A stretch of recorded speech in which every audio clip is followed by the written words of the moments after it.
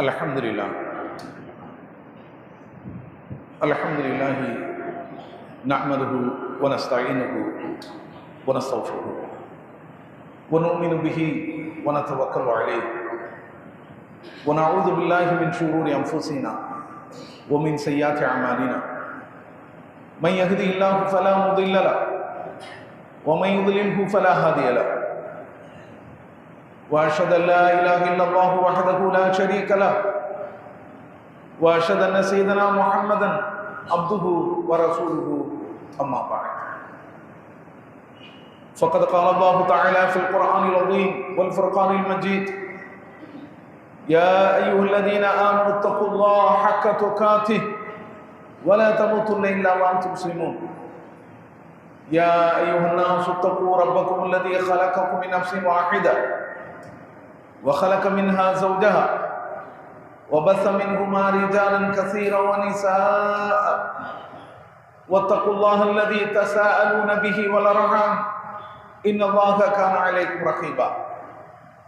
يا أيها الذين آمنوا اتقوا الله وقولوا قولا سديدا يصلح لكم أعمالكم ويغفر لكم ذنوبكم ومن يطع الله ورسوله فقد فاز فوزا عظيما.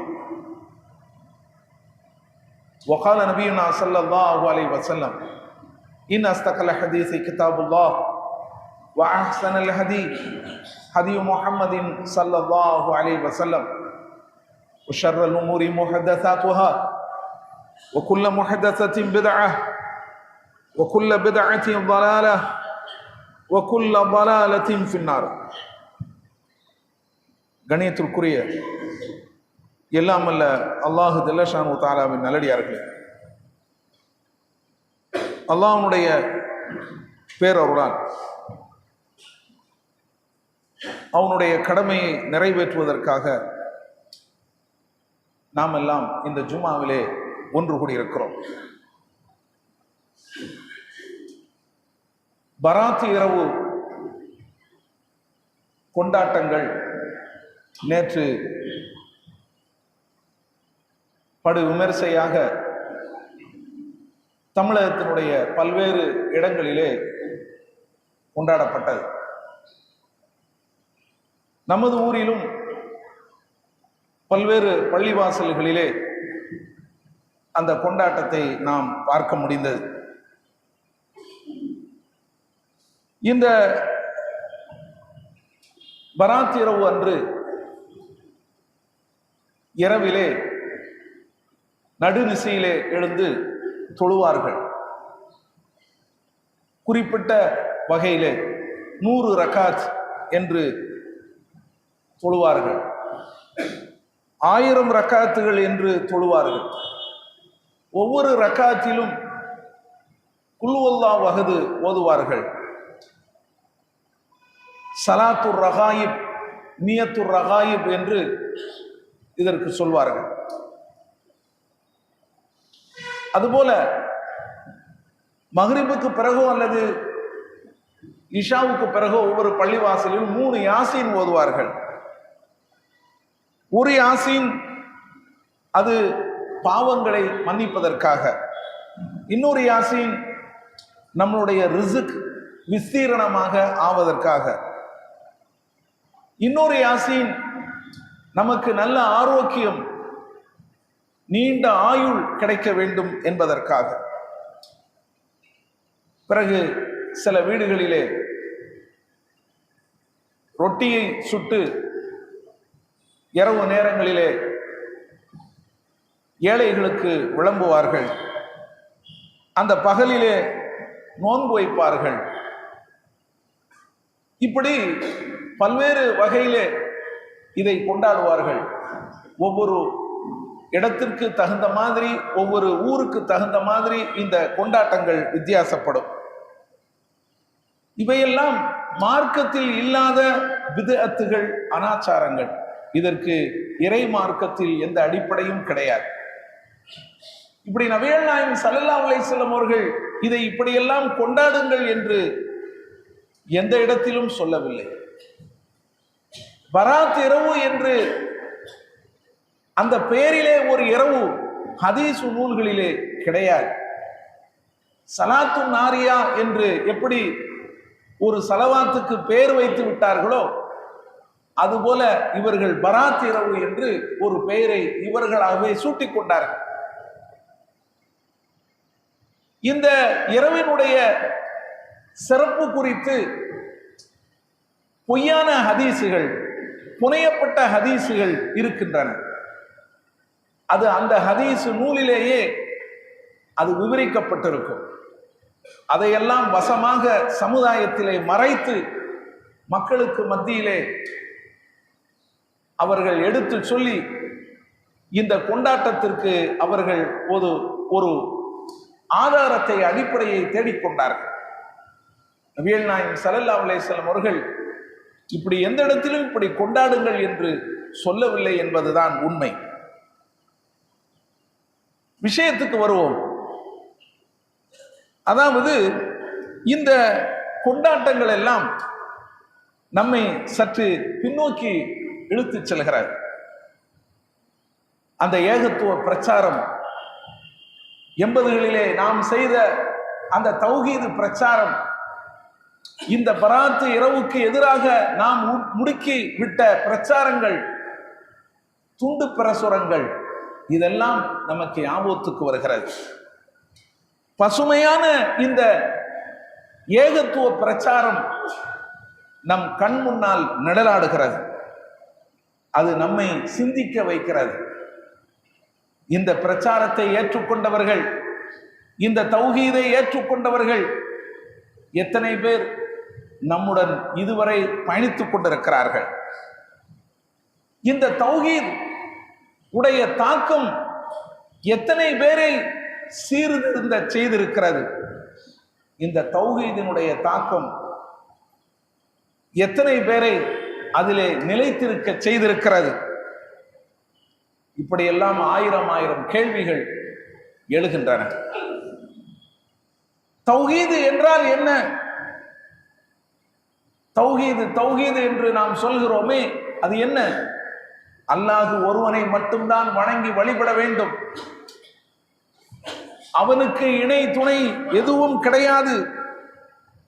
அல்லாஹ்வுடைய தூதர் ஸல்லல்லாஹு அலைஹி வஸல்லம் அவர்களுடைய வழிகாட்டுதல்படிதான் நடக்க வேண்டும். இதுதான் தௌஹீத். அல்லதீன ஆமனு வலம் யல்பிசு ஈமானஹும் பில்துல்மின் உலாயிக லஹுமுல் அம்னு வஹும் முஹ்ததூன்.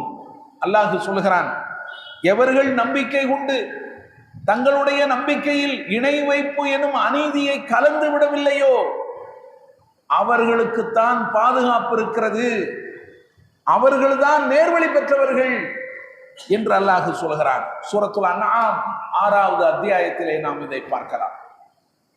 எவர்கள் நம்பிக்கை கொண்டு அந்த ஈமானிலே இணை வைப்பு எனும் அநீதியை கலக்கவில்லையோ.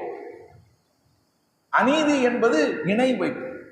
இணை வைப்பு மிகப்பெரிய அநீதி என்று அல்லாஹ் வேறொரு வசனத்திலே சொல்லி காட்டுகிறார். அதனால்தான் நாம் அநீதிக்கு இணை வைப்பு எனும் ஒரு விளக்கத்தை கொடுத்திருக்கிறோம். ஈமானில் அநீதியை கலப்பது என்று சொன்னால் ஈமானில் இணை வைப்பை கலப்பது. நபிகள் நாயகம் ஸல்லல்லாஹு அலைஹி வஸல்லம் அவர்களும் இதற்கு விளக்கம் தந்திருக்கிறார்கள். அன்பிற்குரியவர்களே, இப்படி ஈமான் கொண்டு நம்பிக்கை கொண்டு இணை வைக்காமல் இருந்து நபிகள் நாயகம் ஸல்லல்லாஹு அலைஹி வஸல்லம் அவர்களுடைய சுன்னத்தின் பிரகாரம் தான் நடக்க வேண்டும். அவர்களுடைய வழி அல்லாத அத்தனை வழியையும் துறந்து விட வேண்டும் என்று நாம் ஏற்றுக்கொண்டு அதன் அடிப்படையிலே, அந்த தௌஹீதின் அடிப்படையிலே நாம் செயல்பட்டு வந்தோம், செயல்பட்டு வர வேண்டும். அதுதான் லா இலாஹ இல்லல்லாஹ் என்ற கலிமாவுடைய பொருள். நாம் இந்த கலிமாவை நம்பி மொழிந்திருக்கிறோம். வணக்கத்திற்குரிய இறைவன் அல்லாஹ்வை தவிர வேறு யாரும் இல்லை என்றும், முஹம்மது அல்லாஹ்வுடைய தூதராவார்கள் என்றும் நான் சாட்சியம் சொல்கிறேன் என்ற கலிமாவை நாம் ஒவ்வொருவரும் மொழிந்திருக்கிறோம், நம்பி இருக்கிறோம். அந்த நம்பிக்கையினுடைய பொருள் என்ன? அந்த கலிமாவினுடைய யதார்த்தம் என்ன? அந்த கலிமா தான் இறை மார்க்கத்தினுடைய அடிப்படை. அந்த கலிமா தான் நம்முடைய, நாம் அதனை நம்பி மொழிவது முதல் கடமை. நம்முடைய முதல் கடமை எது? அந்த கலிமாவை நம்பி அதனை மொழிவது. இறை மார்க்கத்தினுடைய அடிப்படை அதுதான். இறை மார்க்கத்தினுடைய உறுதி வாய்ந்த கோட்டையும் அதுதான். அது மட்டுமல்ல, நம்முடைய செயல்பாடுகள் அல்லாஹ்விடமிருந்து ஏற்றுக்கொள்ளப்பட வேண்டும் என்று சொன்னால் இந்த கலிமாவை நம்பி இதன் அடிப்படையில் செயல்படுவதன் மீது தான் இருக்கிறது. இதுதான் இந்த கலிமாவுடைய யதார்த்தம். இதை நாம் எத்தனை பேர் புரிந்து நடந்து கொண்டிருக்கிறோம்? அதுதான் இன்றைக்கு நாம் பேசும் பொருளாக எடுத்திருக்கிறோம். நாம் இந்த கலிமாவை நம்பி இருக்கிறோம். இந்த கலிமாவை நம்பியதால் அல்லாஹ்விடத்திலே ஒரு உடன்படிக்கையை நாம் கொடுத்திருக்கிறோம். என்ன உடன்படிக்கை? இறைவா, வணக்கத்திற்குரிய உண்மையான இறைவன் உன்னை தவிர வேறு யாரும் இல்லை. உன்னுடைய தூதர் முஹம்மத், அவர் உன்னுடைய தூதர் என்று நாம் வாக்குமூலம் கொடுத்திருக்கிறோம், உடன்படிக்கை கொடுத்திருக்கிறோம். அல்லாஹ்வை மட்டும்தான் வணங்கி வழிபட வேண்டும், அல்லாஹ்வுடைய தூதனுடைய வழிகாட்டுதல் பிரகாரம் தான் நடக்க வேண்டும் என்பதுதான் அந்த ஒப்பந்தம், அந்த உடன்படிக்கை. ஆனால் அந்த உடன்படிக்கையை குறித்து அல்லாஹ் என்ன சொல்லுகிறான்? அந்த உடன்படிக்கைக்கு மாற்றமாக நாம் நடக்க முடியுமா? கூடாது. ஷிர்க்கிலிருந்து விலக வேண்டும், அல்லாஹ்வுக்கு மாறு செய்வதிலிருந்து விலக வேண்டும். நபிகள் நாயகம் ஸல்லல்லாஹு அலைஹி வஸல்லம் அவர்களுடைய வழிகாட்டுதல் ஒன்றுக்கே நாம் கீழ்ப்படிந்து நடக்க வேண்டும். வௌஃபு பி அஹ்தில்லாஹ் இதா ஆகத்தும், அல்லாஹ் சொல்கிறான், நீங்கள் உடன்படிக்கை செய்தால் அல்லாஹ்விடத்தில் அந்த அல்லாஹ்வுடைய உடன்படிக்கையை நீங்கள் நிறைவேற்றுங்கள். அல்லாஹ் சொல்கிறான், நீங்கள் அல்லாஹ்விடத்தில் உடன்படிக்கை எடுத்துக்கொண்டால் அதனை நீங்கள் முழுமையாக நிறைவேற்றுங்கள். வலா தன்குலுல் ஐமான் பஅத தௌகீதிஹா, சத்தியத்தை நீங்கள் உறுதிப்படுத்திய பிறகு அதனை நீங்கள் முறித்து விடாதீர்கள். வகத் ஜஅல்துமுல்லாஹ அலைக்கும் கஃபீலா, நீங்கள் இதிலே அல்லாஹ்வை உங்களுக்கு பொறுப்பாக ஆக்கியிருக்கிறீர்கள். நாம் நம்பி இருக்கிறோம், வணக்கத்திற்குரிய உண்மையான இறைவன் அல்லாஹ்வை தவிர வேறு யாரும் இல்லை, முஹம்மது அல்லாஹ்வுடைய தூதர் என்று நாம் நம்பி இருக்கிறோம், சாட்சியம் சொல்லி இருக்கிறோம், அல்லாஹ்வை நாம் பொறுப்பாக ஆக்கி இருக்கிறோம். அதைத்தான் அல்லாஹ் சொல்கிறான், வகத் ஜஅல்துமுல்லாஹ அலைக்கும் கஃபீலா, நீங்கள் அல்லாஹ்வை இதற்கு பொறுப்பாக ஆக்கியிருக்கிறீர்கள். இன்னல்லாஹ யஅலமு மா தஃஅலூன், நீங்கள் செய்வதை அல்லாஹ் நன்கு அறிந்தவனாக இருக்கிறான். சூரத்து நஹல் 16வது அத்தியாயத்திலே சொல்லி காட்டுகிறான். யாருக்கு மறுமையில் சிறந்த வீடு இருக்கிறதோ அத்தகைய புத்திசாலிகளை பற்றி அல்லாஹ் சொல்கிறான், அல்லதீன யூஃபூன பி அஹ்தில்லாஹ், அவர்கள் அல்லாஹ்விடம் செய்த உடன்படிக்கையை நிறைவேற்றுவார்கள். வலா யன்குதுல் மீசாக், ஒப்பந்தத்தை அவர்கள் மீற மாட்டார்கள். சூரத்து ராத் 13வது அத்தியாயத்தில் அல்லாஹ் சொல்கிறான், வகான அஹ்துல்லாஹி மஸ்ஊலா, அல்லாஹ்வுடைய உடன்படிக்கை விசாரிக்கப்பட இருக்கிறது. மறுமையில விசாரிப்போம். சொன்னியப்பா நீ லா இலாஹ இல்லல்லாஹ்னு, லா இலாஹ இல்லல்லாஹ் முஹம்மது ரசூலுல்லாஹ் என்று சாட்சியம் தந்தியே, நீ எனக்கு உறுதி பிரமாணம் தந்தியே, நீ இப்படி நிற்கிறாயே, எது காரணம்?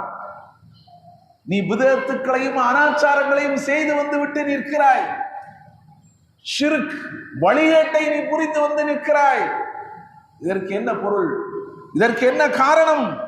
விசாரிப்பான் அல்லாஹ்.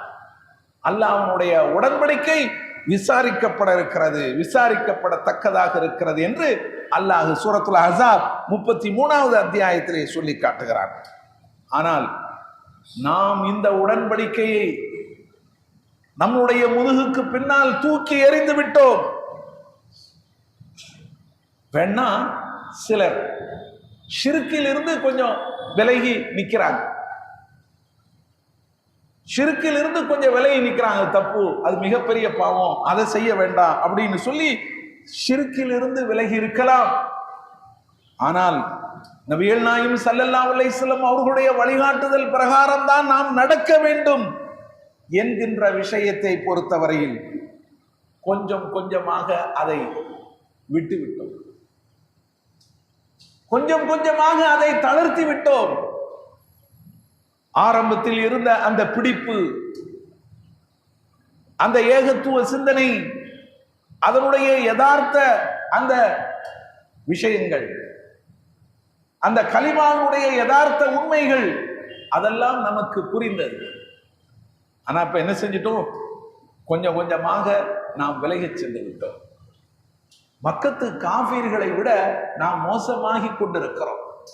நபிகள் நாயகம் ஸல்லல்லாஹு அலைஹி வஸல்லம் அவர்கள் இந்த ஏகத்துவத்தை எடுத்துரைத்த போது கூலு லா இலாஹ இல்லல்லாஹ் துஃப்லிஹூன், லா இலாஹ இல்லல்லாஹ் என்று சொல்லுங்கள், நீங்கள் வெற்றி பெறுவீர்கள் என்று சொன்ன போது அவர்கள் ஏற்க மறுத்தார்கள்.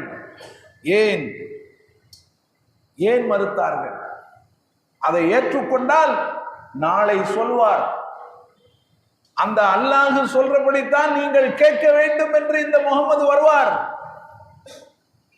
நம்மளுடைய இன்ன பிற விஷயங்களில் கை வைப்பார், நாம் வட்டி வாங்கி கொண்டிருக்கிறோம், வாங்காதே என்று சொல்வார், நாம் எளியவர்களை, வலியவர்கள் எளியவர்களை சுரண்டி கொண்டிருக்கிறோம், சுரண்டாதே என்று சொல்வார், பெண்களை நாம் மோசமாக நடத்தி கொண்டிருக்கிறோம், இனி அதற்கு அனுமதி இல்லை என்று சொல்வார்,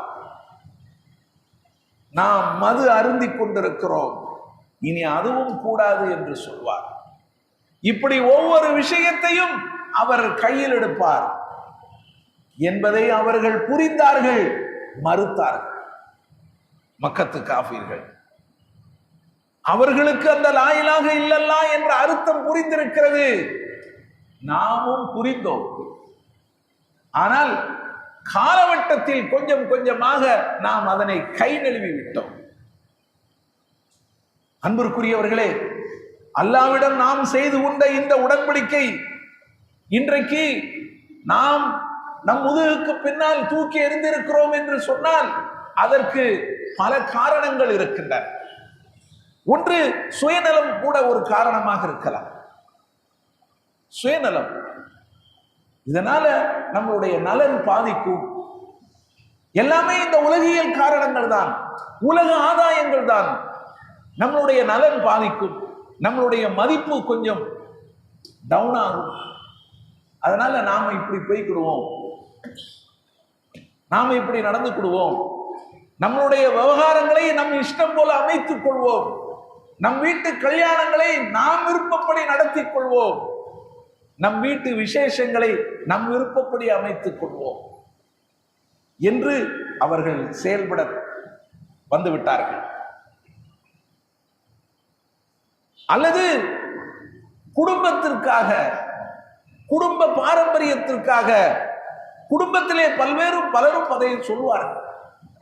நீங்கள்லாம் எங்க இடத்துல வாங்கி திங்கலையா, சாப்பிடலையா? நீங்க எத்தனை கல்யாணத்துல நாங்கள் உங்களுக்கு சோறு தந்திருப்போம், வாளிச்சோறு போட்டிருப்போம்,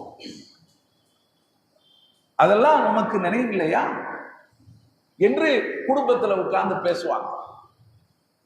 கல்யாணம் என்று சொன்ன உடனே குடும்பத்துக்காரங்களெல்லாம் கூட்டு வச்சு ஆலோசனை கேட்பாங்க. எதுக்கு? இதுல மார்க்கத்துல என்ன இது இருக்குது, அதன்படி நாம நடந்துக்கிடுவோமா எப்படி? அதுக்கா?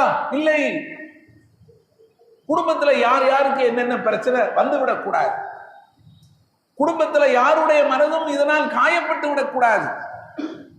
அல்லாஹ்வுடைய மனது, அல்லாஹ்வுடைய தூதனுடைய வழி அது காயப்பட்டால் கூட பரவாயில்லை, ஆனால் இது இப்போது நடக்கக்கூடாது என்று குடும்பத்தை கூட்டு வந்து பேசுவாங்க. அவங்க என்ன சொல்லுவாங்க? அதை நீங்க தான் அனுபவித்துக் கொண்டிருக்கிறீர்கள், இதுதான் நடக்கும், அவர்கள் இதுக்குத்தான் வருவார்கள், வேற எதற்கும் வரமாட்டாங்க. உங்களுக்கு ஒரு கஷ்டம் என்று வரும்போது நிற்பார்களா? தோள் கொடுப்பார்களா? துணை நிற்பார்களா? அதற்கு நீங்க சிட்டை தூக்கிட்டு வேற ஆள்கிட்ட தான் போகணும். உங்களுக்குன்னு கஷ்டம் வரும்போது அப்போது சிட்டையை தூக்குவீர்கள். நம்ம போவோம், அங்க போவோம், இங்க போவோம். அவங்க வரமாட்டாங்க. அவங்க இதுக்கு தான் வருவாங்க, சாப்பாட்டுக்கு தான் வருவாங்க. இதுதான் இன்றைக்கு யதார்த்தம். இந்த யதார்த்தத்தை நாம் தூர விட்டுட்டு இன்னைக்கு என்ன செய்யறோம்? போய்கிட்டு இருக்கோம். அன்றைய காலகட்டத்தில் எல்லாவற்றையும் எதிர்த்து நின்றோம். எத்தகைய எதிர்ப்பு வந்தாலும் சரி, உனக்கு பொண்ணு கிடையாதுடா அப்படின்னு குடும்பத்துல சொன்னாங்க, வேண்டாம் என்று ஒதுங்கி நின்றவர்கள்லாம் இருக்கிறார்கள். உனக்கு பொண்ணு கிடையாது, உனக்கு கல்யாணம் கிடையாது, வேண்டாம், எனக்கு தேவையில்லை, என்னுடைய கல்யாணம் இப்படித்தான் நடக்க வேண்டும், அது நடக்காது என்று சொன்னால் அப்படிப்பட்ட கல்யாணம் எனக்கு தேவையில்லை, நான் பார்த்துக் கொள்கிறேன் என்று வீட்டை விட்டு வெளியேறி வந்தார்கள். அவர்கள் சமூக பகிஷ்காரம் செய்யப்பட்டார்கள். வெளியூர்களிலே தங்கி வாழ்ந்தார்கள். அப்படியெல்லாம் அந்த ஏகத்துவத்தை காப்பாற்றினார்கள். ஆனால் இன்றைக்கு அந்த தௌஹீத் இன்றைக்கு எப்படி இருக்கிறது? எந்த நிலையில் இருக்கிறது? நம்முடைய சுயநலங்களுக்காக நாம் அதனை அடகு வைத்து விட்டோம். அதைத்தான் அல்லாஹ் ஜல்லஷானு தஆலா தன்னுடைய அருள்மறையாம் திருமறையிலே சொல்லி காட்டுகிறான். இன்னல்லதீன யஷ்தரூன பி அஹ்தில்லாஹி வ ஐமானிஹிம் ஸமனன் கலீலா. எவர்கள் அல்லாஹ்வுடைய உடன்படிக்கையை, தங்களுடைய சத்தியங்களை அற்ப விலைக்கு விற்று விட்டார்களோ, அதான் நம்ம வித்துட்டோம். இந்த உலகத்தில் கிடைக்கக்கூடிய லாபங்களைத்தான் அற்ப விலை என்று அல்லாஹ் சொல்கிறார். குல் மதாவுன் கலீல். இந்த உலகத்தை பற்றி அல்லாஹ் சொல்லும் போது, நபியே சொல்லுங்கள், இது அற்பமான இன்பம் என்று அல்லாஹ் சொல்கிறார். இந்த உலகத்தினுடைய லாபங்கள், இந்த உலகத்தினுடைய ஆதாயங்கள், நான் மேல சொன்னேன், நீ அதுல என்ன வேணாலும் போட்டுக்கிடுங்க. சுயநலம், அதுல என்ன வேணாலும் போட்டுக்கிடுங்க. அந்த சுயநலத்தை எப்படியெல்லாம் மக்கள் கையாண்டார்கள், என்னென்ன நலன்களுக்காக அவர்கள் விட்டு சென்றார்கள், நபி வழியை புறக்கணித்தார்கள், தௌஹீதை விட்டார்கள். அல்லது குடும்பம், குடும்ப நலன், இன்னும் எத்தனையோ இருக்கின்றன. இதெல்லாம் என்ன? இந்த உலகத்திலே கிடைக்கக்கூடிய ஆதாயம். குடும்பத்துக்காரன் உன்னை ஊர் விட்டு விலக்கம் பண்ணிடுவானா? உன்னை விலைக்கு வச்சிருவானா? நீ எங்க குடும்பத்துல கிடையாதுன்னு நடக்குமா அது? அதான் காலங்கள் பல உருண்டோடியாச்சு. இப்ப என்ன நடக்க, பக்கத்து வீட்டுக்கார என்னமெல்லாமோ பண்ணிக்கிட்டு இருக்கான், இவன் வாயை பொத்திக்கிட்டு உட்கார்ந்துகிட்டு இருக்கான். அப்படிப்பட்ட காலகட்டத்தில் நாம் வாழ்ந்து கொண்டிருக்கிறோம். பக்கத்து வீட்டில் அக்கிரமம் நடக்கிறது, அநியாயம் நடக்கிறது, கொடுமை நடக்கிறது, கேவலம் நடக்கிறது. என்ன செய்யறாங்க? வாயை மூடிக்கொண்டு மௌனிகளாக இருக்கக்கூடிய காலத்தில் இருந்து கொண்டு குடும்ப பாரம்பரியத்தை நாம் பார்த்து கொண்டிருக்கிறோம்.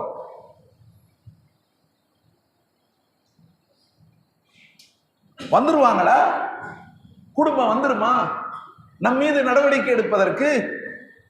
என்ன நடவடிக்கை எடுப்பார்கள்? சொல்லுங்கள். இன்றைக்கு இந்த நிலை மாறுகிறது. அதைத்தான் அல்லாஹ் சொல்லி காட்டுகிறான். இன்னல்லதீன யஷ்தரூன பி அஹ்தில்லாஹி வ ஐமானிஹி. எவர்கள் அல்லாஹ்விடம் செய்த அந்த உடன்படிக்கையை, தங்களுடைய அந்த சத்தியங்களை சமனன் கலீலா, அற்ப விலைக்கு விற்று விடுகிறார்களோ, அடுத்து சொல்றான் பாருங்க, உலாயிக லா ஹலாக லஹும் ஃபில் ஆகிரா. அவர்களுக்கு மறுமையில் எந்த நற்பெயரும் கிடையாது, எந்த நற்பெயரும் கிடையாது. நம்ம கேள்விப்பட்டிருக்கிறோம், அந்த தண்ணீர் தடாகத்திற்கு சிலர் வருவார்கள், அவர்கள் தடுக்கப்படுவார்கள். நபிகள் நாயகம் ஸல்லல்லாஹு அலைஹி வஸல்லம் அவர்கள் சொல்வார்கள், உசைஹாபி உசைஹாபி, என் அருமை தோழர்கள், என் அருமை தோழர்கள். நான் அவர்களை அறிவேன், அவர்கள் என்னை அறிவார்கள். அப்படிப்பட்டவர்கள் தடுக்கப்படுவார்கள். அப்போது நபிகள் நாயகம் ஸல்லல்லாஹு அலைஹி வஸல்லம் அவர்களுக்கு சொல்லப்படும், யாருக்காக நீங்கள் பரிந்து பேசி வருகிறீர்கள்? லா தத்ரி மா அஹதஸு பஅதக், உமக்கு பிறகு இவர்கள் என்ன புதுமையை புகுத்தினார்கள் இந்த மார்க்கத்திலே என்பது உமக்கு தெரியாது என்று சொல்லி அவர்களை இழுத்து கொண்டு போகப்படும். அன்பிற்குரியவர்களே, எவ்வளவு பெரிய விஷயம்! எதற்காக? இந்த இறை மார்க்கத்திலே புதுமைகளை புகுத்தியதற்காக, நபிகள் நாயகம் ஸல்லல்லாஹு அலைஹி வஸல்லம் அவர்களுடைய வழிகாட்டுதல்களை புறந்தள்ளியதற்காக, அவங்க இஷ்டப்படி செயல்பட்டதற்காக.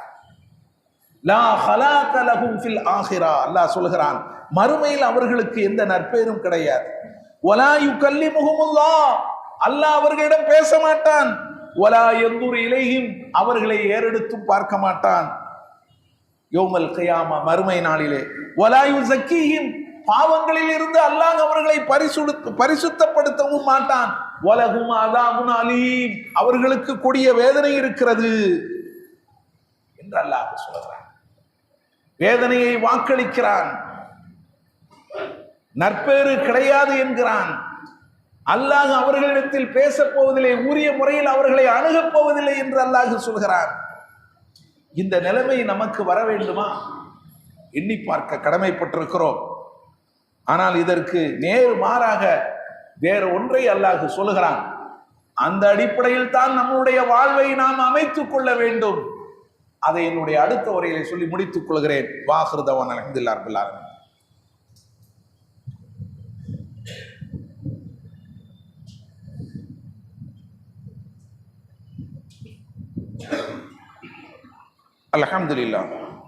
அல்ஹம்துலில்லாஹி ரப்பில் ஆலமீன்.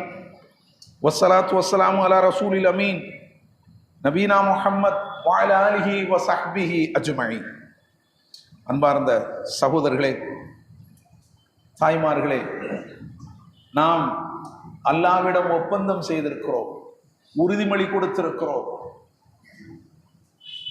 அஷ்ஹது அல்லா இலாஹ இல்லல்லாஹ் வ அஷ்ஹது அன்ன முஹம்மதர் ரசூலுல்லாஹ், வணக்கத்திற்குரிய உண்மையான இறைவன் அல்லாஹ்வை தவிர வேறு யாரும் இல்லை என்றும், முஹம்மது நபி ஸல்லல்லாஹு அலைஹி வஸல்லம் அவர்கள் அல்லாஹ்வுடைய தூதர் என்றும் நாம் சாட்சியம் சொல்லியிருக்கிறோம். அந்த சாட்சியத்தினுடைய பொருள் என்ன அப்படிங்கிறத நான் சொல்லியாச்சு. அல்லாஹ்வை இறைவனாக ஏற்றுக்கொண்டால் அவனுக்கு இணை கற்பிக்க கூடாது. வணக்கத்திற்குரிய இறைவன் அவனை தவிர வேறு யாரும் கிடையாது சொல்லியிருக்கிறோம். அல்லாஹ்வுடைய தூதர் நபிகள் நாயகம் ஸல்லல்லாஹு அலைஹி வஸல்லம் அவர்களை இறை தூதராக நாம் ஏற்றுக்கொண்டால் அவர்களுடைய வழிகாட்டுதல் படிதான் நாம் நடக்க வேண்டும். அவர்களை ஓவர்டேக் செய்து கொண்டு நாம் போகக்கூடாது. ஆனால் இந்த ஒப்பந்தத்தை யார் முழுமையாக நிறைவேற்றுகிறார்களோ அவர்களை அல்லாஹ் புகழ்ந்துரைக்கிறான். இந்த ஒப்பந்தம் நிறைவேற்றப்பட வேண்டிய ஒப்பந்தம் மட்டுமல்லாமல் இந்த ஒப்பந்தம் விசாரிக்கப்படத்தக்க ஒப்பந்தம். அல்லாஹ் என்ன செய்யறான்? மறுமையில விசாரிக்கிறான். அதையும் சொல்லிட்டேன். அல்லாஹ் சொல்கிறான், பலா, உண்மையை சொல்ல போறார். மன் அவுஃபா பி அஹ்திஹி, யார் அல்லாஹ்வுடைய உடன்படிக்கையை நிறைவேற்றினாரோ, வத்தகா, அல்லாஹ்வுக்கு அஞ்சு பயந்து நடந்தாரோ, ஃபஇன்னல்லாஹ யுஹிப்புல் முத்தகீன், திண்ணமாக அல்லாஹ் இத்தகைய இறையச்சம் உடையோர்களை நேசிக்கிறார். இத்தகைய இறையச்சம் உடையோர்களை அல்லாஹ் நேசிக்கிறார். நீங்கள் அல்லாஹ் நேசிக்கக்கூடியவர்களாக வாங்க. எங்க குடும்பம் எங்களை நேசிக்கணும், எங்க சொந்த பந்தம் எங்களை நேசிக்கணும், அப்படி வராது. அந்த நேசம் எல்லாம் அது இந்த உலகத்தினுடைய ஆதாயங்களுக்கு மட்டும்தான் அந்த நேசம் கைகூடும். ஆதாயம் இல்லை என்று சொன்னால் அந்த நேசம் கைகூடாது. இந்த உலகத்துல அப்படித்தான் இருக்கு. அல்லாஹ் அப்படித்தான் சொல்லி இருக்கிறான். இந்த உலகத்தை அப்படித்தான் சொல்லி இருக்கிறான். உங்களுடைய குடும்பத்திலேயே உங்களுக்கு எதிரிகள் இருக்கிறார்கள் என்று அல்லாஹ் சொல்கிறார். உங்களுடைய மனைவி மக்களிலே உங்களுக்கு எதிரிகள் இருக்கிறார்கள் என்று அல்லாஹ் சொல்கிறார். என்ன அர்த்தம்? அதெல்லாம் நீங்க கொஞ்சம் சிந்திச்சு பார்க்கணும். எனவே அல்லாஹ்வுடைய நேசம் உங்களுக்கு கிடைக்க வேண்டும் என்று சொன்னால் நாம் எடுத்துக்கொண்ட சபதம், நாம் ஏற்றுக்கொண்ட தௌஹீத், அந்த தௌஹீதினுடைய அடிப்படையில் நாம் செயல்படுவதற்கு, முழுமையாக செயல்படுவதற்கு நாம் முன் வர வேண்டும். அதுதான் நாம் எல்லோரும் இன்று தெரிந்து கொள்ள வேண்டிய மிக முக்கியமான விஷயம். எல்லாம் அல்ல அல்லாஹ் அப்படிப்பட்ட நன்மக்களாக நம் அனைவரையும் ஆக்கருள்வானாக என்று கூறிக்கொண்டு ஒரு செய்தியை சொல்லி முடித்துக் கொள்கிறேன். வரக்கூடிய ரமலானிலே நாம் நோன்பு கஞ்சிக்காக அறிவிப்பு செய்திருக்கிறோம். முழுமையான கஞ்சி நம்மளுடைய 4 பள்ளிகளில் விநியோகம் செய்வதற்காக தக்குவா பள்ளி, இந்த மஸ்ஜித் முபாரக், சீனா பள்ளி, இந்த ஆயிஷா பள்ளி, ஒரு நாளைக்கு 10,000 ரூபாய், அதுவும் ஒரு குறைந்தபட்சமாகத்தான் நாம் என்ன செஞ்சிருக்கோம், நிர்ணயம் பண்ணியிருக்கோம். நான் 10,000 ரூபாயில எல்லாரும் வந்து கொடுக்க முடியாது. எல்லோரும் இதுல போட்டி போட வேண்டும் என்பதற்காக குறைந்தபட்ச தொகையாக 1500 என்று நாம் என்ன செஞ்சிருக்கிறோம், நிர்ணயம் செய்திருக்கிறோம். எனவே இந்த நோன்பு கஞ்சிக்காக இந்த ரமலான்ல அதுக்காக நீங்க உதவுங்க. எல்லாம் அல்ல அல்லாஹ் உங்களுக்கு அருள் செய்வார். வாஹிரு தவானா அல்ஹம்துலில்லாஹி ரப்பில் ஆலமீன். அஸ்ஸலாமு அலைக்கும் வரஹ்மத்துல்லாஹி வபரகாத்துஹு.